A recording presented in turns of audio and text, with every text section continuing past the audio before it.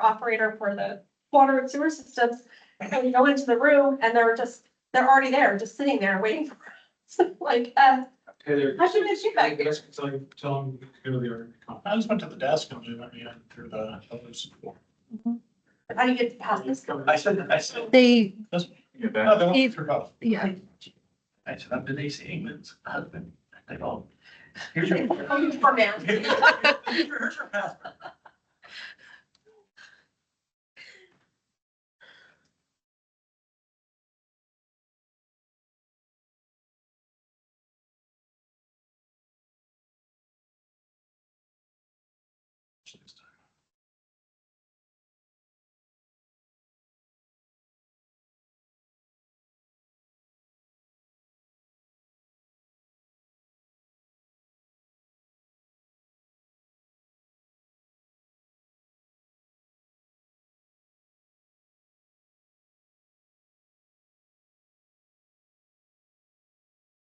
You were running, attorney.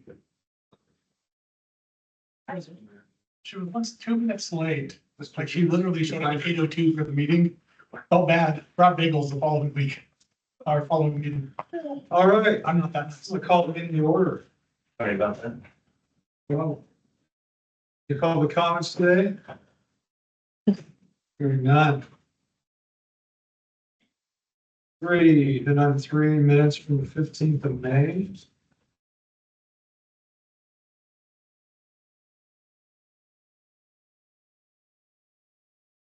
Motion. Have a second. I'll second. First and second, all in favor? Aye. Any opposed? Hearing none, motion passes, minutes approved. Agenda item 4, draft and approve the resolution for levies 1 and levies 2. So, in February of 2023, the previous flood control district manager, who shall not be named, myself and the former general manager for Clear Delta Water Conservation District, and Red Edmondson, who no longer works for the city of Visalia, but worked at the city of Visalia at that time, met to talk about levy districts 1 and 2.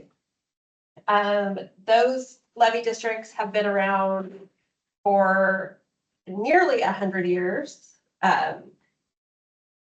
And they went defunct sometime in the late 80s, it looks like, and have not been functioning since, which means they're not getting maintained. And so those 3 entities, Clear Delta, City of Visalia, and the county came together and said, should we look at doing something to address the defunct district and these 2 levies? So at that time, it was agreed that we should probably draft some sort of MOU just as we're going to agree to look into this type of arrangement. Nobody's taking responsibility for them, just we're going to look into it. Then March 2023 happened and the progress on that stalled out. The levies, I would argue, were tested during those storm events and the aftermath. And so then we came back and met back in July, and now there's new people at all 3 of these, save myself, but I don't have the knowledge that the other folks had. And so Shane was there and Larry Dotson from the district was there. And then Nick from the city of Visalia was there and Alan also attended. And so the question was, well, like, why do we care? Was sort of the mentality at that point. Who asked that question? Mostly the city of Visalia, which Yeah. you would think they would care mostest, but they did not. So I think the problem was he didn't know what the 2 boundaries were. Once you showed him the boundaries of the levies 1 and 2 districts, then I think he starts saying, oh, well, I can understand why we now care. But I think prior to that, he just wasn't. and it seems that, it's their residents that are paying for flood control insurance, but they sort of view that as a resident problem, not so much as city of Visalia municipality. I think to use his words too, the thing he wanted to capture was the city was sure how to express that. Yeah. That's interesting. Interesting. Yeah, it's just, it's a very obscure Well, word. I think the way the city, if I could play the devil's advocate or the city's advocate, I think the way the city views it is the city would invest X amount of dollars potentially to take care of these levies, benefiting a small portion of their constituency. And so how do they make that make sense in their overall city structure? If you're using everybody's taxpayer dollars to benefit this small area, comparatively speaking to the rest of their city, how do you justify that? Is kind of, I think, the angle that they were coming from. Well, Well, because you allow the city to grow to the north side of the levee on the St. Johns River. Thus creating Right the, upon it. thus creating the issue. Because the levee is designed right behind Golden West to breach that way and to flood that way, because historically the city was on the southern levee. So, yeah. I'm sorry. So how did it, Whatever next. so I think the request was, what is it are you asking us to do? What they wanted, I think, well, two of the theys are sitting here now, but, and so Shane, help me with if I'm getting this wrong, but nail down what is the objective of the effort and then nail down the cost, because I think initially we kind of said 50,000, 50,000, 50,000, which would have been like 150,000. Of course, they was like, well, where'd you come up with that number? Sounded like a good round number and like easy to get over the bar. Maybe the justification, if he was gonna go to city council. Payment, and I understood where he's coming from on that. I needed something similar to that as well. If it's 150, it's one thing. If it's 50, it's one thing. If it's 300, then it's another thing. Because you only have a small amount of people that you're gonna spread the dollars with. Right. Or entities. So from Nick's perspective, I think he, like I was saying to Gene, I mean, he hasn't been at the city for 2 years, right? And he's the Public Works Director, I think is his title. So he's still trying to figure out what are some of the different costs. He's seeing costs from all over the place. And in this case, it's something that he probably didn't even know much about at all. And I barely knew it as well. So now I went back and talked to Mark. He ended up sending me some information. I forward that on to you. I don't know how much of that was useful or whatever, but I think from this point, we're just trying to figure out what the cost would be and then responsibility and all that. I mean, the district historically has taken on a lot of the responsibilities that whether the county or the city has with regards to certain waterways, right? I mean, that's just historically. So we did. That's the maintenance, that's the operational with regards to these different channels. We've always just done that since 1927. So if there's more responsibilities that can be shared from the district's perspective, that's, well, welcome. We have to take it for 3 years. Essentially, don't want to take work from you.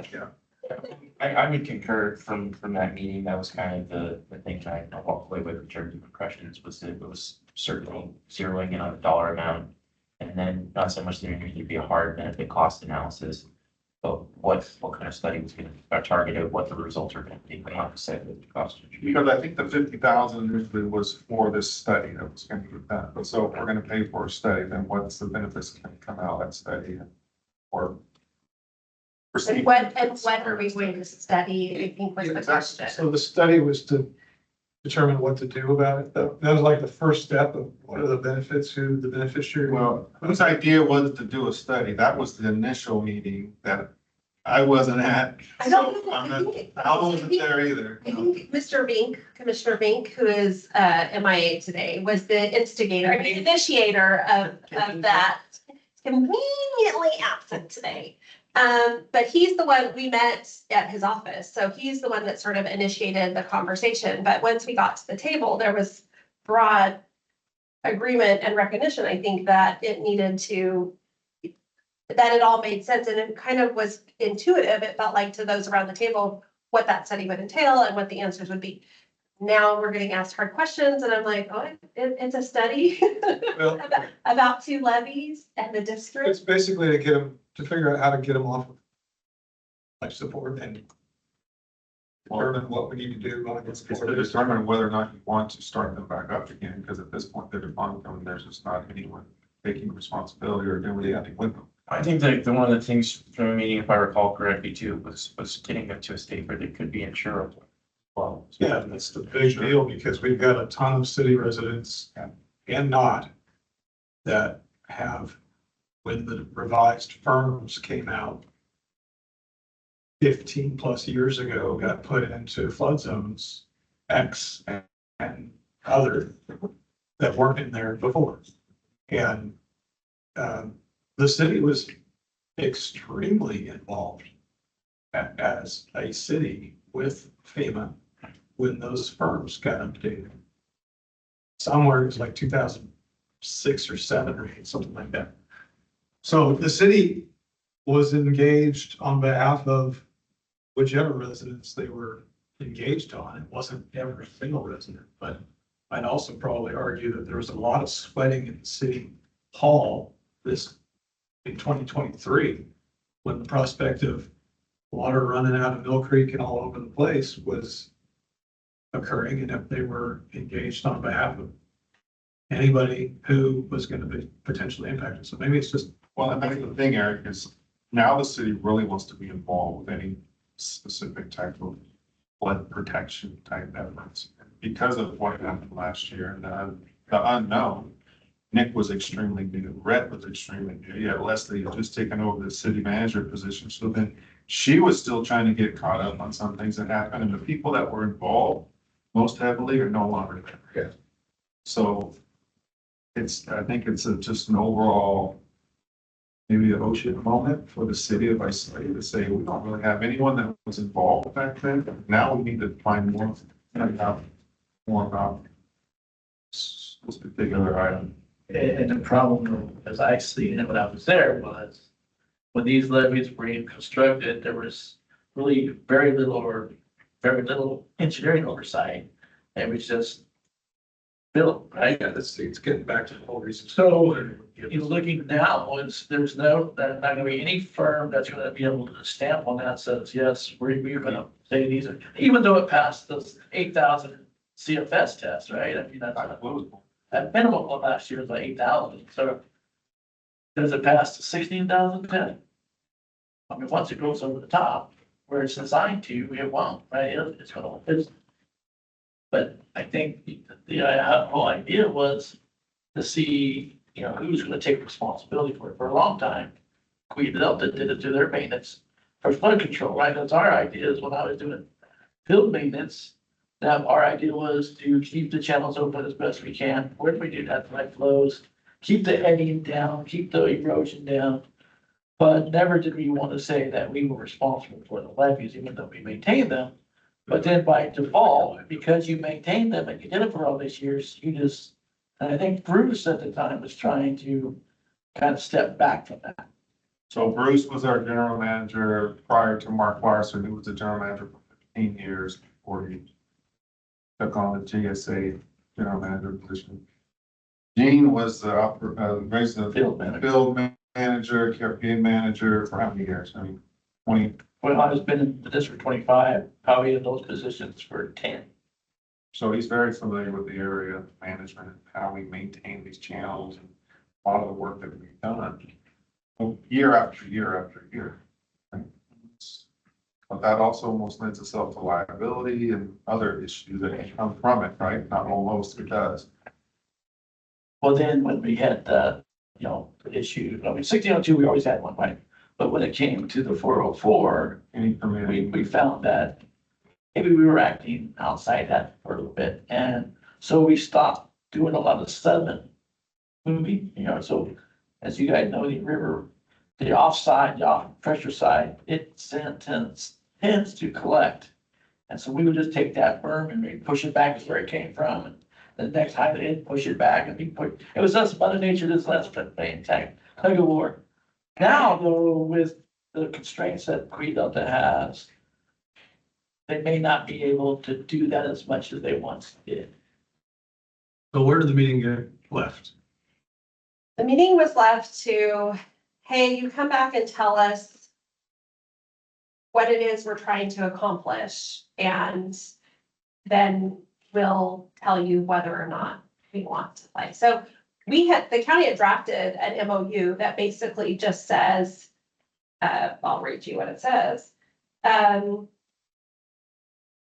Yeah, well, and most of it is just like standard terms and conditions. The purpose says that the primary purpose of this MOU is to allow the parties to efficiently and expeditiously undertake efforts to assess levy district 1 and levy district 2 and facilitate a cooperative and ongoing working relationship between the parties in connection with those efforts. So what the city wants to know is, okay, that's a real broad, nobody's liable term, but what is it that you really want to accomplish? And so we talked about kind of the things that you all have mentioned, and they just weren't really excited about the effort. So we thought if we could get some sort of resolution, and I can draft the resolution and have it ready for the next meeting, but some sort of resolution from this group that says, you know, kind of laying it out, sort of a lot of that history that says, you know, Quid Delta is, you know, the levy districts are here, and then Quid Delta undertook this, and, you know, the county is interested because of this, and the city should be interested because of this. Now, therefore, be resolved that these parties enter into an MOU. I think that would be To determine all the things. all the things, right? Like, I think the initial, you know, the initial assessment is kind of what's it take to bring them back? Or, I mean, I don't know if they were ever certified. Were they ever certified? So what is it, what would it take to certify them? I mean, Reconstruction. I feel like the meeting was kind of left in two spots. Like, one spot was like, well, do nothing for all these years has worked, so maybe we just continue to do nothing and then nobody's liable. Ish. But, you know, and you would think the city of Visalia would be the one that would have the most interest in doing something. That's how I was gonna lean over to Shane. I go, really, there's no benefit for Quid Delta. Exactly. I mean, it's just, I mean, outside of being a good player and having the expertise, the knowing how to manage big waterways like that. They're a resource for the city or county, right? Because I don't think the county has the resources. The city definitely doesn't have the resources. So it's really the MOU is between the two entities that says, how can we best utilize Quid Delta and their expertise and identify them and what work we need them to do.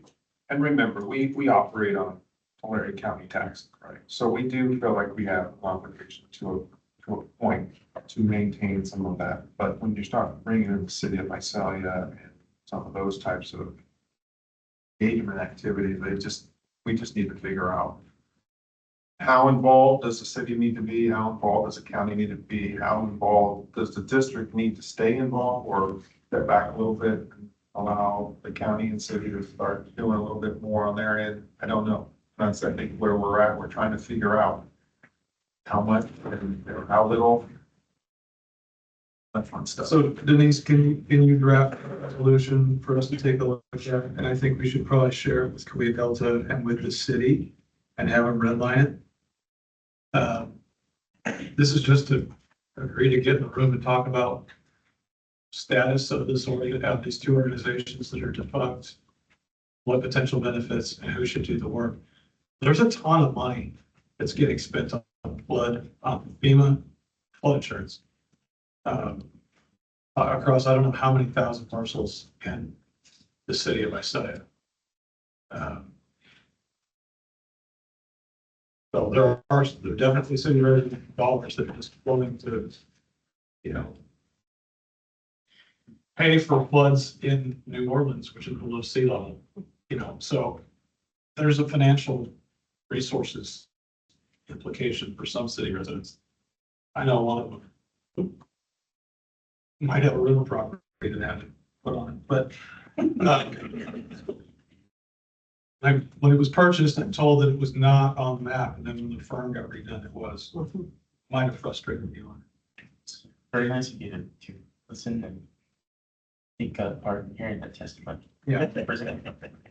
So, yeah, let's just, we can get everybody Okay. together. New faces are always challenging, especially. And Gene, I don't recall, my notes don't indicate anything about meeting again. I think, did you take it to your board on the sixth at all for any So direction? we left off was we were looking for a dollar amount. Okay. I think I would take it to my board once we understand how much this study would be. Our board. I feel like our board, and I talked a little bit to one of my directors. They're interested in these conversations. They feel like they need to be. But I think once Nick brought up the fact that there's a dollar associated and it needs approval from the city council to pay for this study, that's when I said, well, probably a good idea if you're gonna do it, give it to us as well. At that point, I'll take it to our board. Otherwise, And then the I'm other, fully aware that we do a lot of this work, but it's just trying to. so the other question is there a firm We're already paying. that would do this kind of work? Flood control study Yeah, or or levy and bank instability. yeah, Yeah, you just have to. Yes, there are. All right. You hire either two pieces, you hire a civil and a geotech. The geotech goes and takes samples to determine, they do split spoons at whatever centers. And they'll tell you that the levees are compacted to, 83% or something. It's not acceptable. Which we know because these things were built without a lot of oversight probably. They work. But I think it's important to just lay out what the goal of the study, like what are the parties want to get out of this? Yes. What are each of the parties? What's the county want? What's Coe Delta want? What's the city want? And just have the three entities lay out their wants. And then see where the overlaps of those are and where there's not, and we can determine it amongst the overlaps. If there's enough there, but it's gonna be one of those things like it's kind of floundering around for a long time. Yeah. And unless somebody picks it up and drives it, it's gonna continue to kind of like until something breaches, and then there'll be a ton of finger. well, sure. If I can just throw out a couple of things from my memory from 2020, which is Wait, how are you speaking? Which hat are you wearing? Which email address to speak? excellent question. Anyway. One of the other questions that was going to be looked at, there is some money in both bank accounts for Levy District 2 and Levy District 1. Levy District 1's 6,000, or Levy District 2 is around 6,000 or something. Levy District 1's somewhere in the 5 figures. So not a huge amount of money, but they still have some. So what's the ability to access any of the levy districts funding with a seated board? Well, That was one of the questions that was going to be investigated. technically, typically when a special district goes defunct, the county is then receiver of that special district. In these cases, the question is, if we assume that, technically we are the receiver at this point.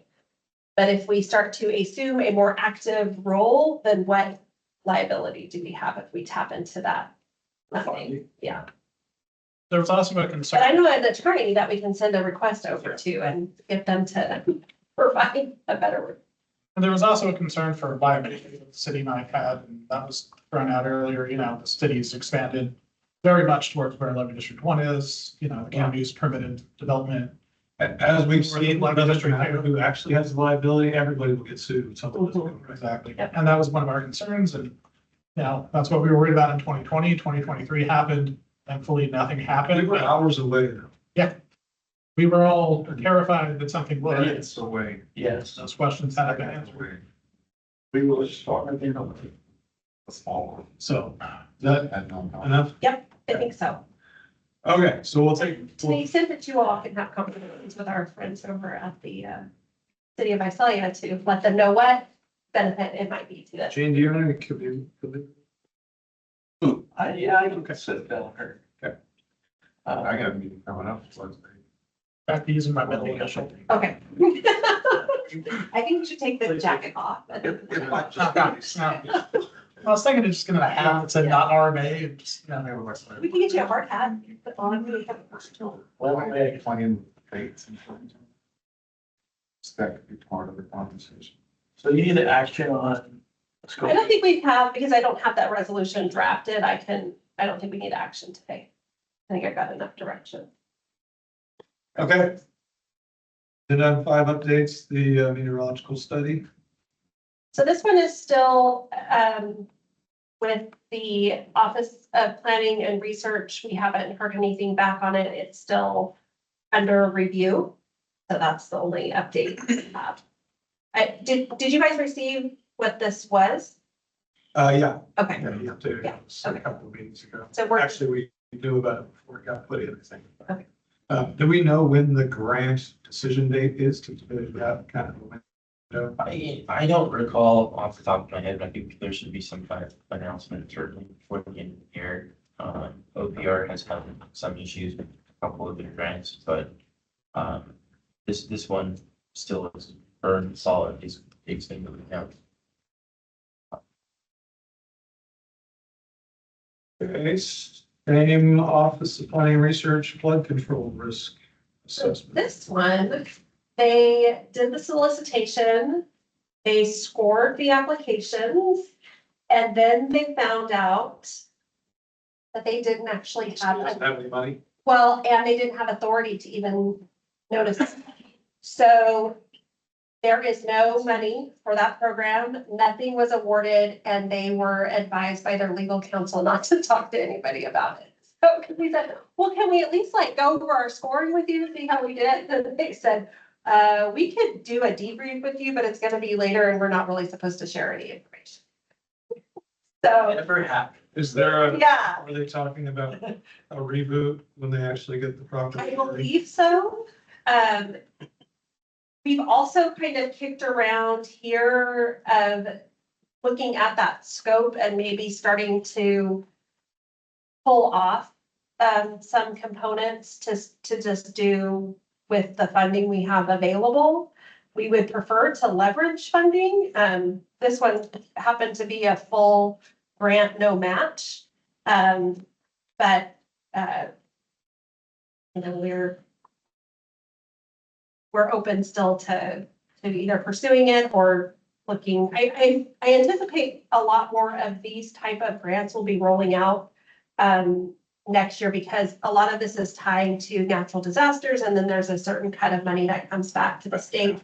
Yeah, so we've had I don't even think we've seen the tranche of funding that would have come from the 23 floods. I think the money we're seeing now is from fires before that.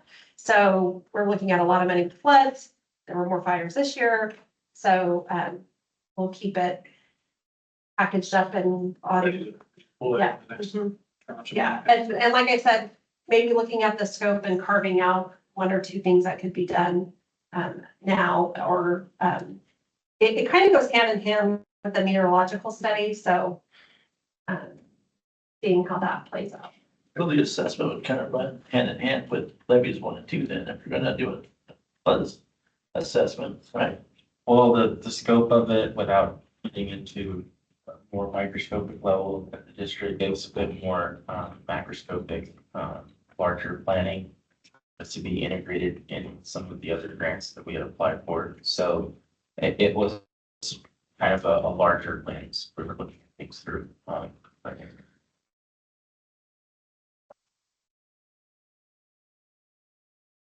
Any questions?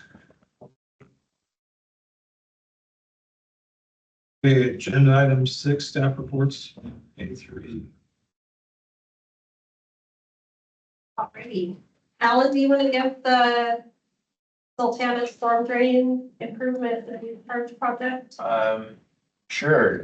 So with respect to the budgetary, outlays on that, I believe that it's correct. It's not fresh off the top of my head, and I apologize. I didn't prepare this time, but I believe there's been a few invoices that have come in. But with respect to the project, we have plans that have been developed. They're well past actually the 60% point at this point.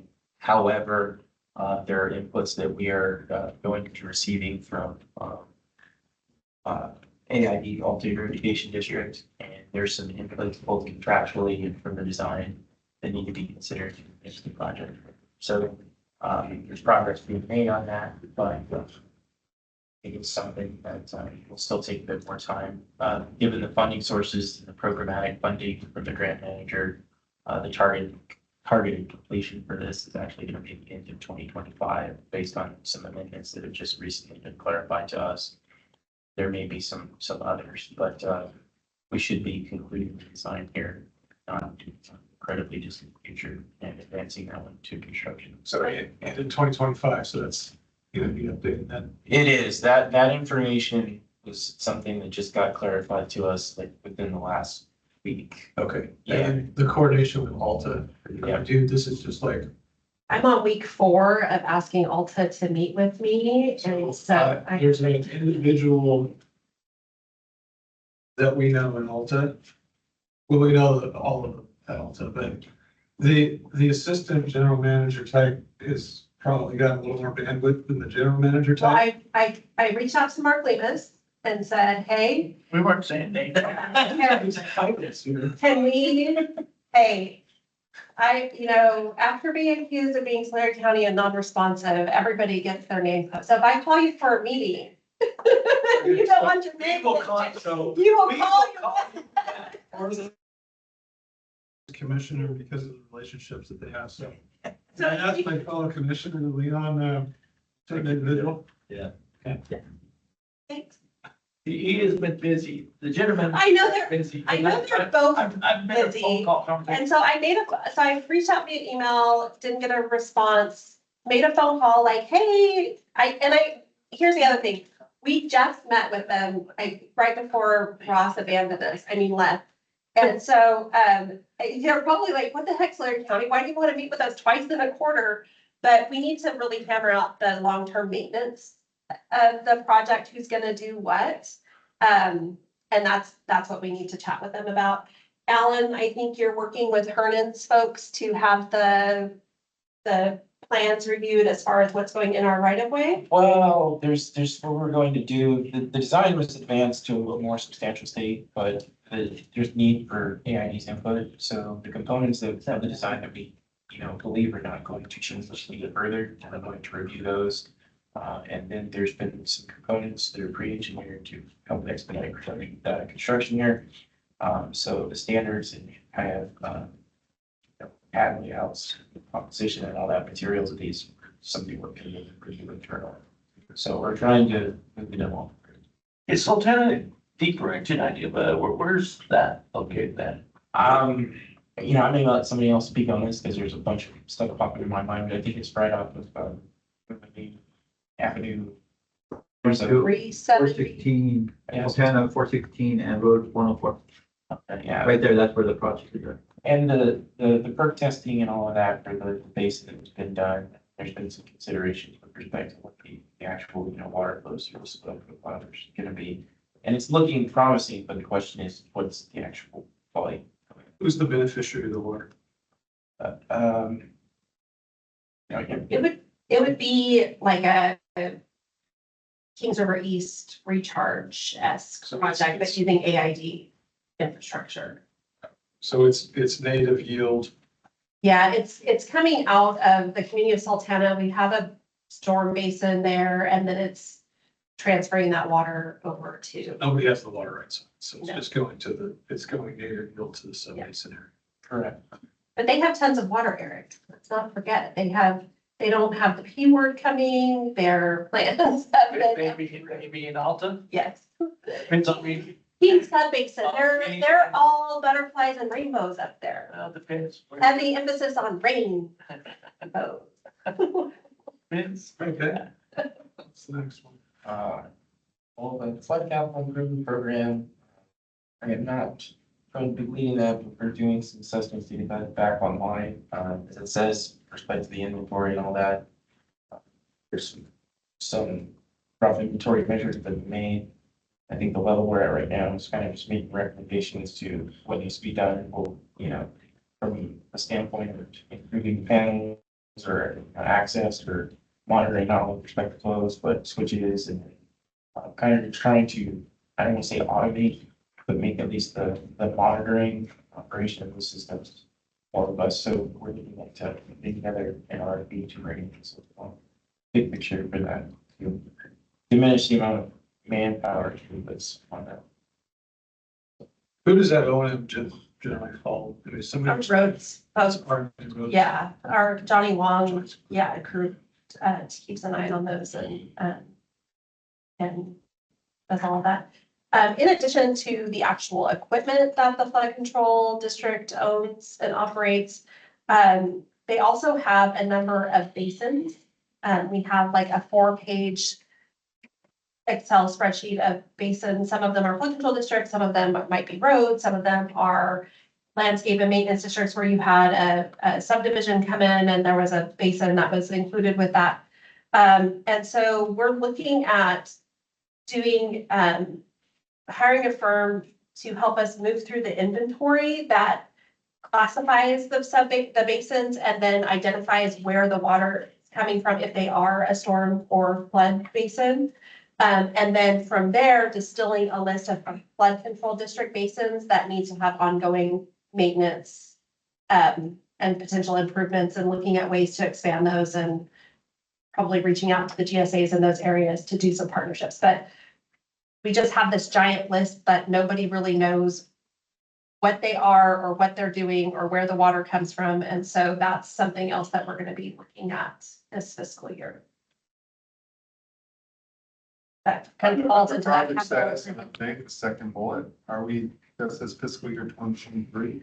Yeah, I don't know. The previous manager, there's no capital improvement requests in this budget cycle. So that would have been fiscal year 25. Yeah, I'm thinking 25.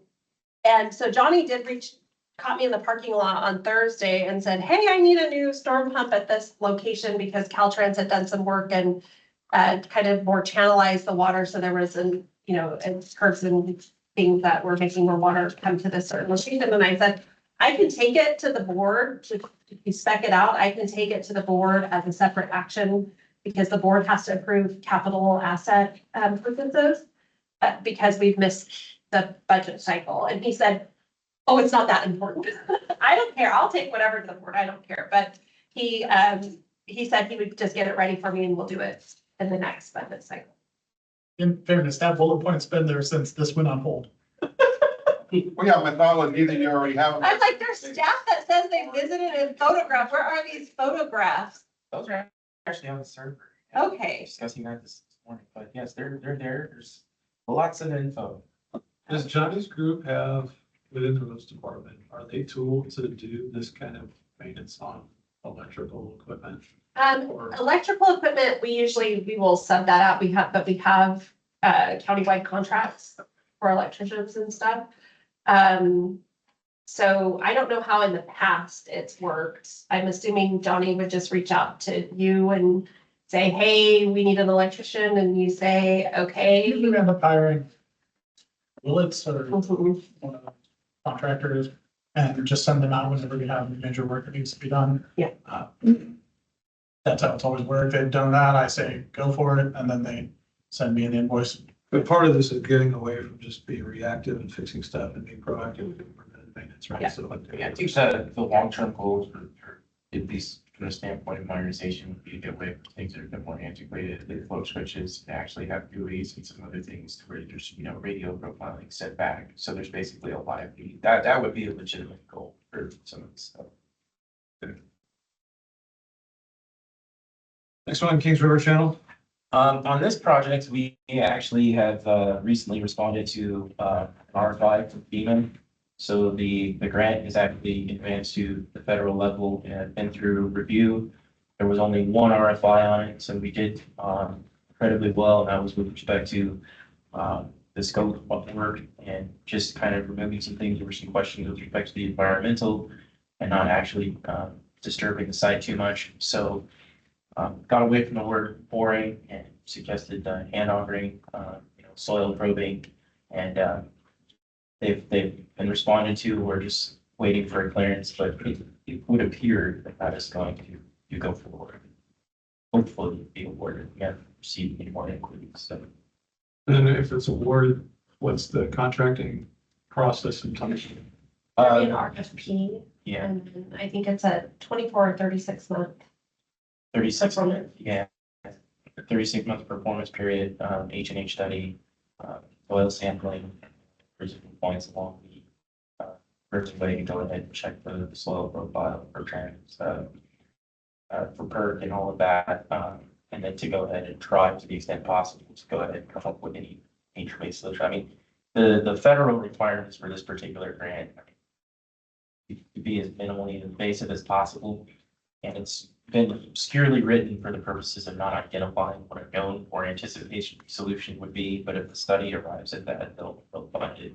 But the condition is that if we do get approved for this, then it would be advanced to the next stage of the grant cycle. So it's not like this is just an open-ended, hey, we're exploring, there is an anticipated no spaces. But there had to be an initial, how much sediment you were going to remove, right? 2 feet, 3 feet. I think that's part of the study. That's So part of the study. we know that everybody knows this. So we started out with a full-on dredging implementation project. And Callaway said, we really like your project, but, and then they kept tweaking it and tweaking it and tweaking it and tweaking it until we got to You get to nowhere. where we are now. So the hope is that if they pay for this study that supports the ultimate action, then you can apply for funding in the same source. It's like the water board, like, you know that the solution is a connection to the nearby city, but until you do it with their money and show them all the analysis with their money, they don't believe you. So that's, yeah. Well, they want to know, and the sad thing is, like, what we built this country with most others, right? We didn't do OGs, right? We just went in there and we said, okay, we know what's came in, you can see it with your naked eye, and you remove what came in. Yeah. But nobody did any surveying or, you know, what's the original grade, what was all this done? And now they're asking you to have for that information. It's like, I guess we could probe down and hit the bottom and say, this is the, you know, this is the original grant. Start BFG. Just look at the layers, Well, that's, yeah, since, the age of the trash at the bottom, that's. So once we get this study to determine that we'll need to actually put in material, Mhm. we'll be able to apply for that. Yeah. That is the hope. Yeah, this particular grant program, I mean, the first phase of it is the conceptual, like what needs to be done, the solution finding, but it is too advanced to a shovel ready, or in this case, bucket ready project, yes. well, again, I think it's hold up to the meter. Right? Forward, 6 Okay. And when, if, and when it does come to that, you guys make sure you bring your megaphones, just tell them over the phone, I told you so. Yeah. Or wherever you're at. I'll bring my hearing protection. No, I get it. I mean, it's just, And we put in $1992, like they did the spillway at 6 cents. ain't much for it. You're up, Mark? So I need to meet with the Bureau and the Bryant Water Authority, and so I would be looking at you fine folks to connect, to make some connections.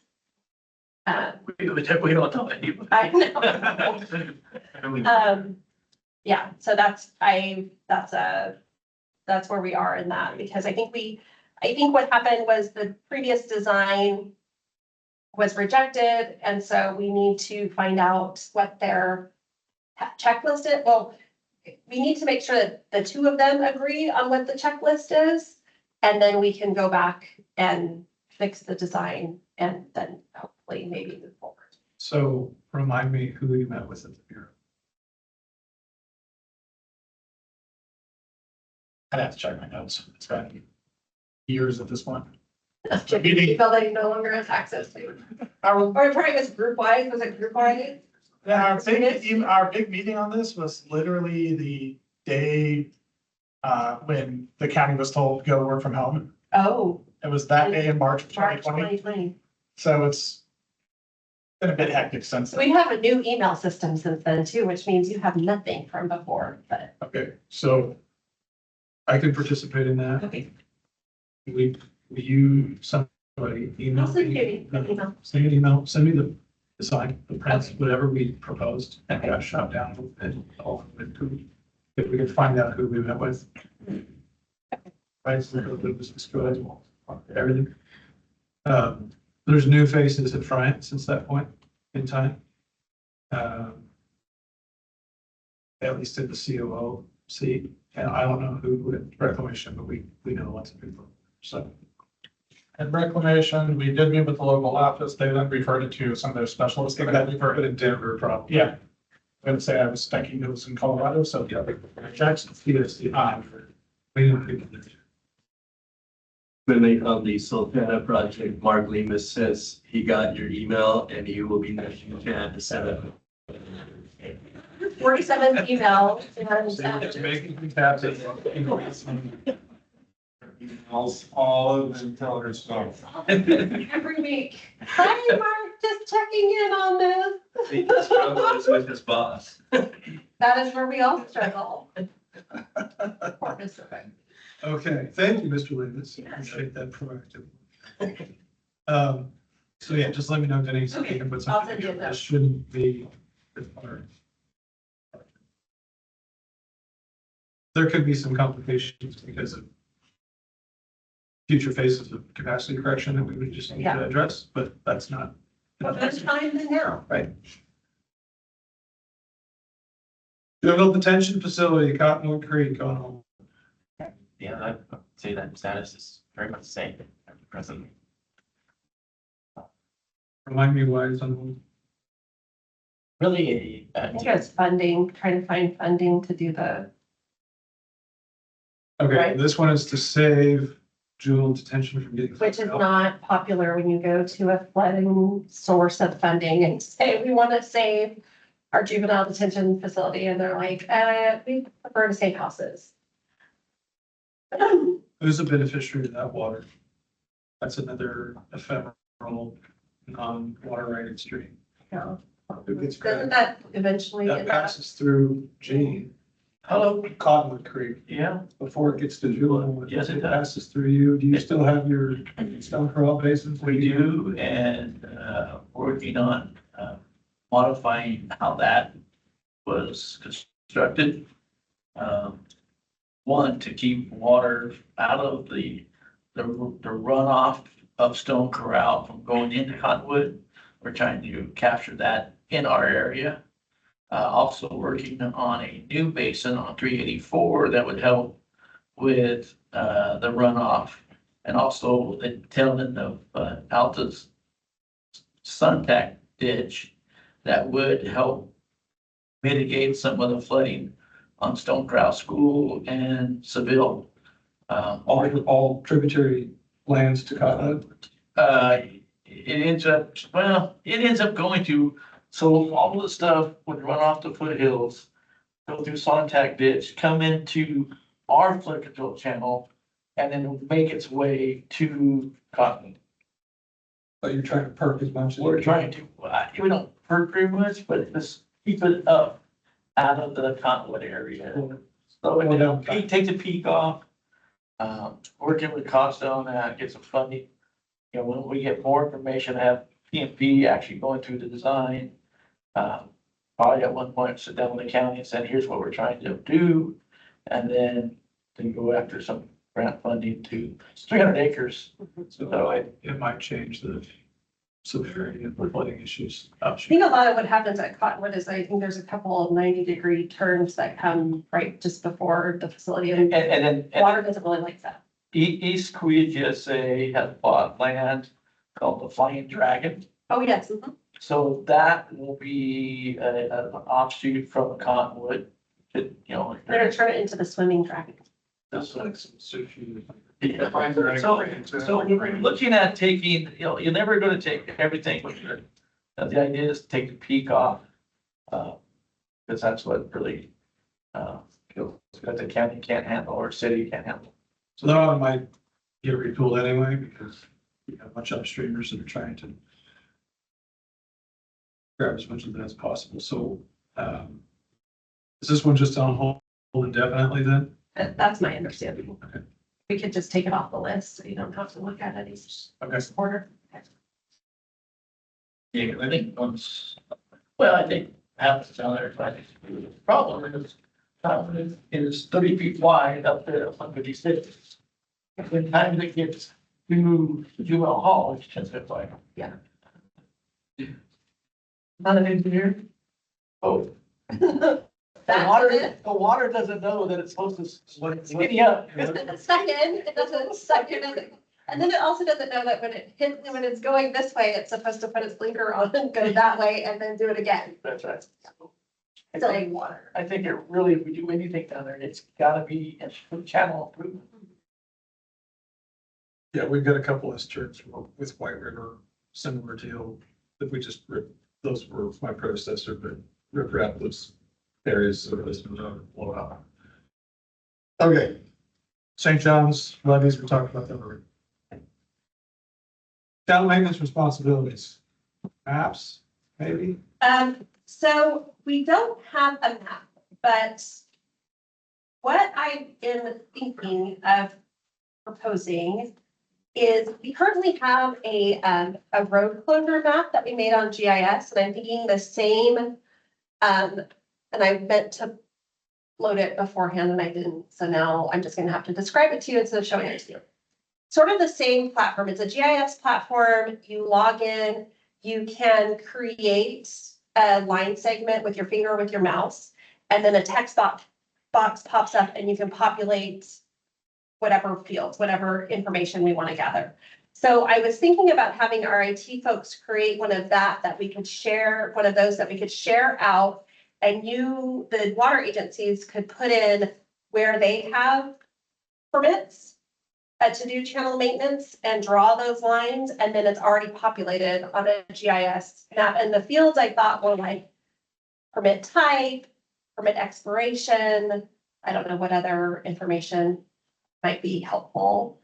But I could ask between now and our next meeting, I could ask our GIS folks to kind of put that together. And then the fields are very easy to add or subtract. So I think that sounds good. I think that there would be official responsibility, right? Actually having permits, then there's like the unofficial responsibility, which is what we all do in the middle of the night during the flood, just to try to keep everything rolling. Both would be good to know, because like, there's a district that starts with a D down in the southern part of the county that has unofficial activities on White River just for stretch. And that's really just to help the county and not flood early or whatever. But that stops as soon as it leaves this district's boundary. So I think it'd be helpful to know who's up at 2 a.m. out there and who's actually got. Not the county. I know that. I know, they were not there.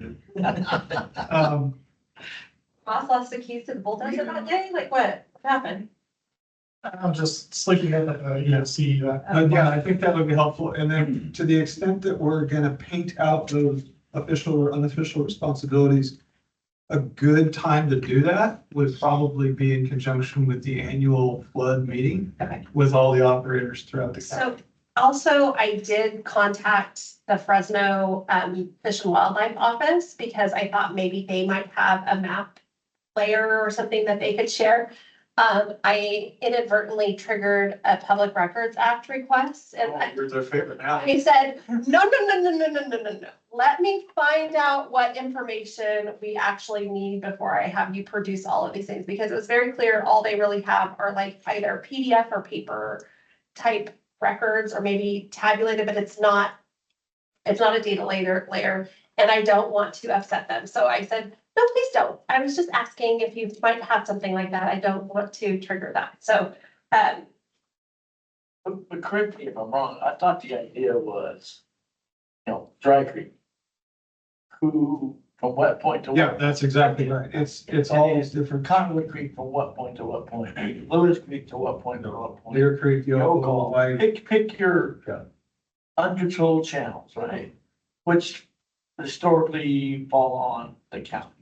At least in, when I was at Creek Delta, my thoughts were there. So, and as our vice chair pointed out, because it is in our sphere of influence, we maintain some of those for our own benefit. But I really the technical one is the county takes, The flood control district overlays the entire county, right? So to the extent somebody's not officially responsible, I think it falls to the flood control district, which historically hasn't had the bandwidth to actually. and I don't think there's been anybody's. What is the purpose of the flood control district? I haven't dug that far in. 1978, based on the whatever, 72, based on the Flood Control Act, blah, blah, blah. But it was to take on projects. Well, and this could end up being a project to make sure that we get some Yeah. permits in place so we can actually get in front of stuff. Because right now, I think that the limits of the county's permits are 200 yards or feet upstream and downstream. From On a bridge. Our road. Or road, which really is, Hey, contact, oh no, that's Caltrans Road, that's not us, sorry. Sorry about your luck. but it's the first step. I mean, when Deer Creek is going crazy, Loomis has got these guys out there just doing what they can to protect life and property. Yeah. But he may or may not actually have the appropriate permits and may ask for forgiveness if he's called on it. But to the Yes, extent some proactive work could be done in those same channels, he wouldn't have to be out there quite so late. Okay. So to that end, we have some projects that, since your departure, have come to my desk. So Sand Creek goes through the community of Arosi. There's significant vegetation there and they had 16 fires.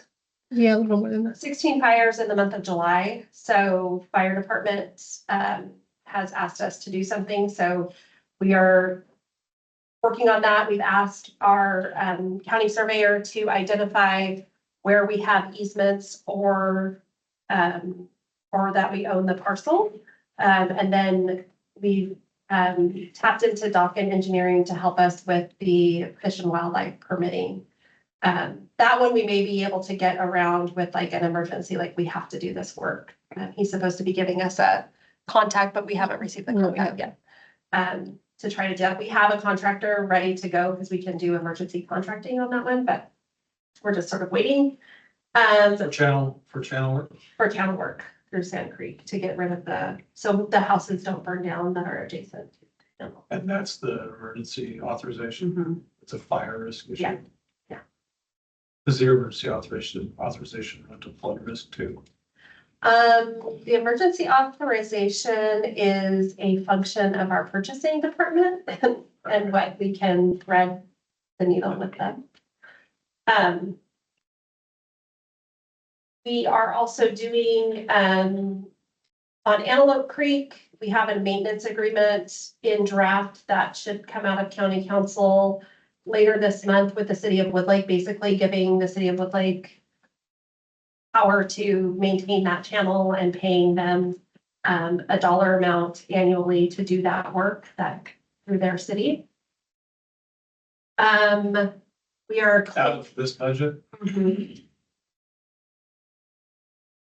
Because it's in the unincorporated, it kind of goes around the edge Right. of Woodlake. The flood control district also owns about a mile of the creek and then has easements for another mile. Yeah, It was a project that was done under the Soil Conservation Service. it is that way. It's a 1990 contract that has a 50-year performance period. So for at least until 2040, maybe 2043, I think that's the latest agreement I found. We will have responsibility there. There is a structure at Wachemna and Antelope Creek. The gates there are gates and that structure probably needs to be replaced, but that's a longer term issue. And a siphon, that siphon is supposed to be getting cleaned out by Johnny's folks. They were supposed to head out there this week. And then there's the railroad channel and the Bravo channel, also part of the Antelope Valley project, that both of those channels need to be cleared. So we have another contractor and we don't need permits for that. So that will get done shortly. I do want to put a little pressure on the county on those 6 gates that are upstream and downstream, or 5 or 6. Those gates have been pasted together. They're old and and so they had to weld the stems to the gates. Those gates are cast iron. So at the moment, they did hold, but there's gonna be a time where those wells will not. And if you're not going to do a siphon, which is gonna be very expensive to do, and probably years out, I would recommend that we at least go there and replace those gates. And that's gonna be expensive because they're like 48-inch gates, Yeah. so you figure about $5,000 each. The cast stuff. Yeah. Can you just go and tap them and put a plate on? It's actually carbon steel. It's not casted. Do steps there. You know, that's the old stem and it hooks into the casting. Right. I don't know what, yeah, I don't know what, I didn't get down there and really look at that. So the gates, this is something that I haven't dug into either, but the gates are the counties, right? Like we built those, but they're in the Wachumna Ditch. ditch. So we have a license agreement with Wachumna for those gates. So we could just take the lead, or Wachumna would need to weigh in on I'm weighing in. your, you're Does- telling me to do it, what are you telling me to do? Well, no, Do it and send us a bill. I'm just kidding. so is that, I mean, as I report back to the board, is that kind of where the county would like it to be is they don't have the expertise, but there should be a quote given to the county. Yes, yes. Right, so, I mean, you take their 6 times, so there's 12 gates, times 5,000 each. That's And 60 then- grand. We so- spent 60 grand just talking about it. I know, but then there's another, you know, labor, so. Right, right, right. 100 grand to replace these gates. And then the question is, who maintains those and operates them on a quarterly basis, right? So they need to be exercised. Right, so we have, and I don't know if you've seen it or not, but we released the Antelope Creek Emergency Action Plan that includes the operation of those gates. I'd have to go back to see if it included the maintenance and exercise, but I thought it did. I thought it had some regular inspections and that, and I thought it called out who would do what. I don't know. I think also, if I recall correctly, getting to the gates has been a problem in the past. There's been like a locked gate. Maybe is that? No, it's been that's with a gun. Oh, You yeah, gotta, so. you gotta go through a rural residence to get. Oh, okay. Yeah, there's a clay pigeon target and various other It's not- areas, yeah. you know, real welcoming. Sheriff won't give me a flak jacket. I don't know why. Bullhorn say, don't shoot, don't shoot. I'm I'm friendly. So- I don't think that that's the one. I don't think that's the correct, Sheriff's got a vehicle for it. Okay. It's armored. So Yes. it's a niece There's and a I bear can't, cat out there. and I can't afford it to Ross. Okay, On May, and I forwarded to you on May 10th, Mr. Hanks sent Ross a repair cost breakdown for that. So you have that now. okay. I'll take a look at that. And then, like I said, I think in lieu of all the flooding and everybody wanting to sue with Chubna because, you know, we're there. It was, you know, the board is really trying to take a step back and say, you know what? It's not our gates. And This probably gets back to my question on Johnny's, those guys having an O&M program for the PM Center. Well, and that's sort of my goal is to either, is once for the channel maintenance and for the other capital improvement plan is to have a package that either gets bid out to a contractor. This location is gonna be a challenge if you have to go through a property owner, and if Wachumna has the relationship already, maybe it's something where we could kick a little bit of money your way I'll bring that up. to, I mean, I don't know. And then, it's just one of those things that we need to work through. But my goal overall for the flood control district is to have these overarching plans that get bid out on long-term agreements. And then so it gets taken care of for many, many years and then, you know, just renewed and. Well, the problem is, you know, Ross did a good job, but he had a contractor. You don't have to say that just because he's here with a different hat. I'll tell him. You should always blame the last manager. Well, the The problem is, government. the problem is Ross hired someone to do it, and the guy who did it didn't do a very good job. And, unfortunately, county can't go, sure. Did you hire Todd Company? Oh, my God. Oh, yeah. What's up? Your attorney should, say something about that. Bad news. Thank you. I'll defer to Alan. But you can't go behind every contractor, subcontractor. Well, I mean, I think at that point too, we were in kind of a bind, right, to get it done and get somebody There else was some there. emergency provisions with respect to that were expired quickly. That was one caveats with that contract.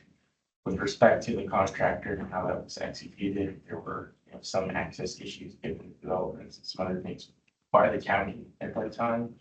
With respect to performance, some discussion regarding mobilization of that. And it is something that we're actually working to press, but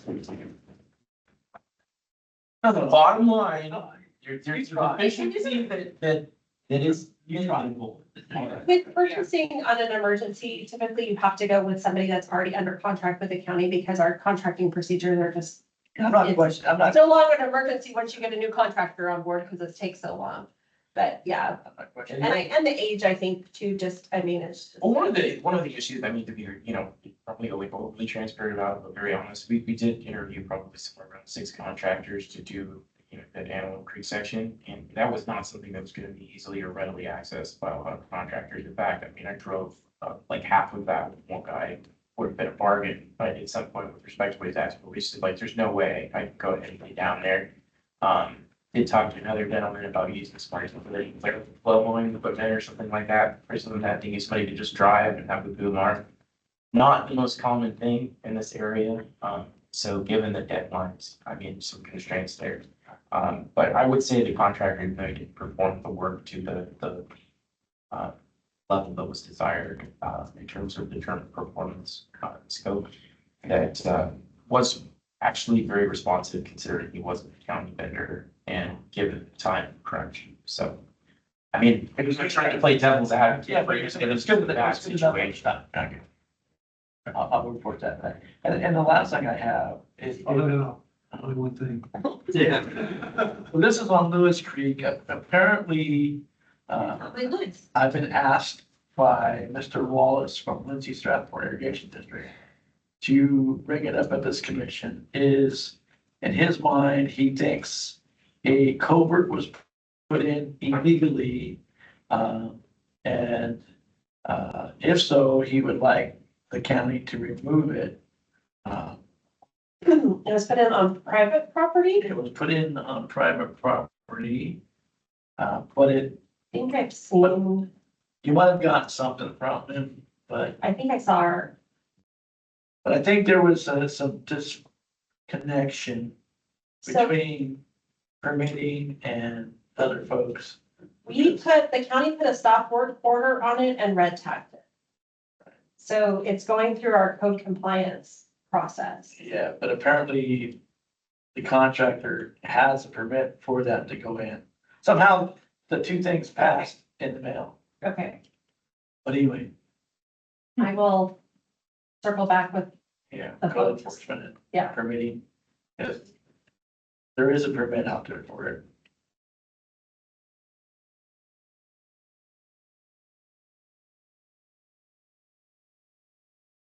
At least that's my understanding. Okay. It's been a long day. We're gonna come up with suggestion cards to hand out to commissioners.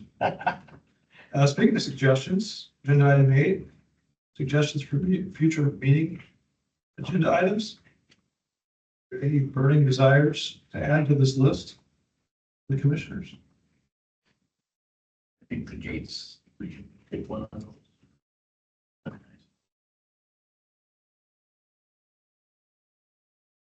Well, I think, is it okay if we get an update on that in the agenda item 7 in October? Yeah, would this commission like to see photos of that area? I mean, I can get it for you. I mean, what would this commission want to see?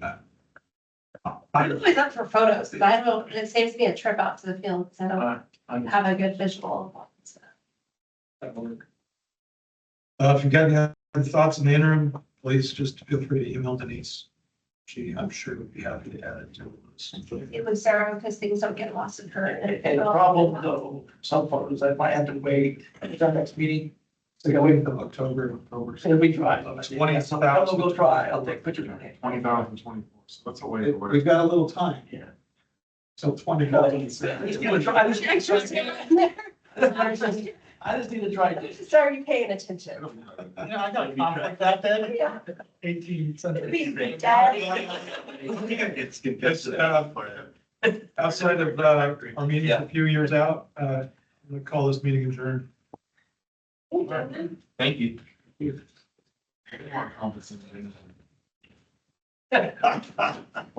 need to give Dan the gavel, just tell him yes, unrestricted use, it'll go very quickly. Oh, there, I just kept this going.